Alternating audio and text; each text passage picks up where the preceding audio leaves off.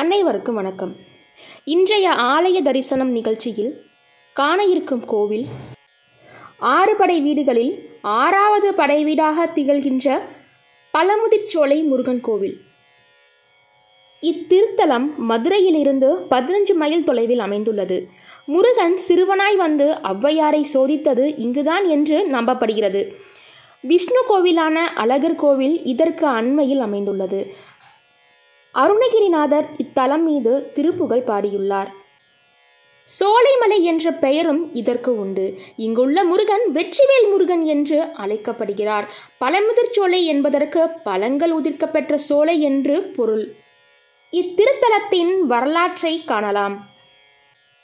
அறுபடை வீடுகள் ஒவ்வொன்றிலும் திருவிளையாடல் புரிந்த அழகன் முருகன் இந்த தலத்தில் மதுரை நோக்கி சென்று கொண்டிருந்த ஔவையாரிடம் திருவிளையாடல் புரிந்ததாக சொல்கிறார்கள்.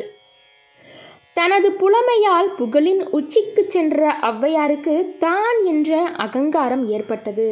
அந்த அகங்காரத்திலிருந்து ஔவையை விடுவிக்க எண்ணிய முருகன் ஔவை மதுரைக்கு காட்டு வழியாக நடந்து செல்லும் வழியில் ஆடு மேய்க்கும் சிறுவனாக தோன்றி வந்தார். அங்கிருந்த ஒரு நாவல் மரத்தின் கிளை ஒன்றில் ஏறி அமர்ந்து கொண்டார். நடந்து வந்த களைப்பால் அந்த மரத்தின் அடியில் வந்து அமர்ந்தார் ஔவை. நீண்ட தொலைவு பயணம் செய்திருந்ததால் அவருக்கு களைப்பையும் தந்திருந்தது. வயிறு பசிக்கவும் செய்தது. அப்போது தற்செயலாக அந்த மரக்கிளையில் ஆடு மேய்க்கும் சிறுவன் ஒருவன் அமர்ந்திருப்பதை கண்டார் ஔவை. அந்த மரத்தில் நிறைய நாவல் பழங்கள் இருப்பதை பார்த்தார். உடனே அந்த சிறுவனிடம், குழந்தாய், எனக்கு பசிக்கிறது, சிறிது நாவல் பழங்களை பறித்து தர முடியுமா என்று கேட்டார். அதற்கு சிறுவனாக இருந்த முருகப்பெருமான், சுட்ட பழம் வேண்டுமா சுடாத பழம் வேண்டுமா என்று கேட்டார். சிறுவனின் கேள்வி ஔவைக்கு புரியவில்லை. பழத்தில் கூட சுட்ட பழம் சுடாத பழம் என்று இருக்கிறதா என்று எண்ணிக்கொண்டவர் விளையாட்டாக, சுடாத பழத்தையே கொடுப்பா என்று கேட்டார். சுடாத பழம் வேண்டுமா, சரி உலுக்கி விடுகிறேன், சுடாத பழமாக பார்த்து எடுத்துக்கோ என்று கூறி நாவல் மரத்தின் கிளை ஒன்றை சிறுவனாகிய முருகப்பெருமான் உலுப்ப நாவல் பழங்கள் அதிலிருந்து கீழே உதிர்ந்து விழுந்தன. கீழே கொட்டி கிடந்த அப்பழங்களை எடுத்த ஔவையார் அந்த பழத்தில் மணல் ஒட்டி இருப்பதால் அதற்றை நீக்குவதற்காக வாயால் ஊதினார். அதை பார்த்து கொண்டிருந்த சிறுவனாகிய முருகப்பெருமான், என்ன பாட்டி, பழம் சுடுகிறதா என்று கேட்டார். சிறுவனின் அந்த ஒரு கேள்வியிலேயே ஔவையின் அகங்காரம் பறந்து போனது. தன்னையே சிந்திக்க வைத்த அந்த சிறுவன் நிச்சயம் மானுடனாக இருக்க முடியாது என்று கணித்த ஔவை, குழந்தாய், நீ யாரப்பா என்று கேட்டார்.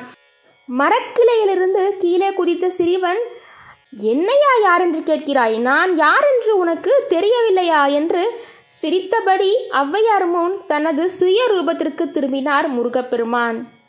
இந்த திருவிளையாடல் நடந்த நாவல் மரத்தின் கிளை மரம் இன்றும் சோலைமலை உச்சியில் காணப்படுகிறது. சோலைமலை முருகன் கோவிலுக்கு சற்று முன்னதாக இந்த மரத்தை இன்றும் நாம் பார்க்கலாம். ஆரம்ப காலத்தில் இங்கு வேல் மட்டுமே இருந்தது. பிற்காலத்தில் முருகப்பெருமான் வள்ளி தெய்வானையுடன் ஞான தியான ஆதி வேலுடன் ஒரே பீடத்தில் நின்ற கோலத்தில் அருள்பாலிக்கும் சிலை அமைக்கப்பட்டது. முருகனுக்கு வலதுபுறம் வித்தக விநாயகர் வீற்றிருக்கிறார். 6 படை வீடுகளில் இங்கு மட்டும்தான் வள்ளி தெய்வானையுடன் முருகப்பெருமான் அருள்பாலிக்கிறார். மூலஸ்தானத்தில் தம்பதியருடன் காட்சி தரும் கோவில் சோலைமலை பழமுதிர்ச்சோலை மட்டுமே. கந்த சஷ்டி விழாவின் தொடர்ச்சியாக இங்கு திருக்கல்யாணம் நடத்தப்படும். பழமுதிர்ச்சோலைக்கு சற்று உயரத்தில் நூபுர கங்கை என்ற புனித தீர்த்தம் அமைந்துள்ளது. இதற்கு சிலம்பாறு என்ற பெயரும் உண்டு. 1000 ஆண்டுகளுக்கு மேலாக இந்த தீர்த்த தண்ணீர் வந்து கொண்டிருப்பதாக கூறுகிறார்கள்.